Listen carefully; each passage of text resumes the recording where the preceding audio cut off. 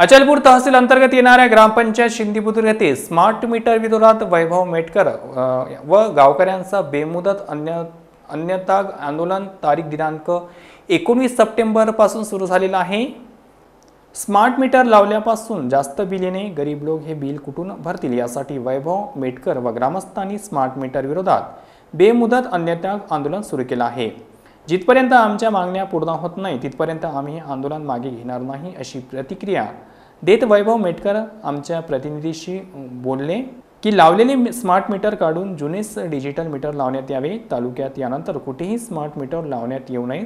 Smart meter लावल्यानंतर वाहून आलेले देयक सरासरी इतके करून देण्यात यावी व गावठाण फिटरची ट्री कटिंग व बॉक्स मेंटेनन्स करण्यात यावी। तालुक्यातील कृषी वाहिनीचे बॉक्स मेंटेनन्स व ट्री कटिंग करण्यात यावी।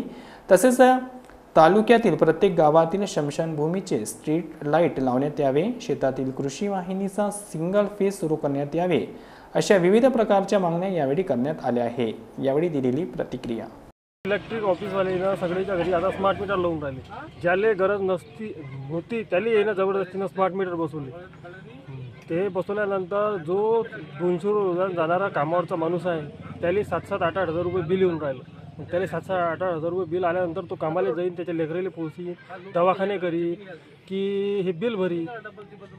त्याच्यामुळे हे स्मार्ट मीटर काढण्यासाठी मी उपोषणाला बसलो। जे लोकांना जास्त बिल मिळाले त्याच्यानंतर समजा लोकांची प्रतिक्रिया तुमच्याबद्दल काय?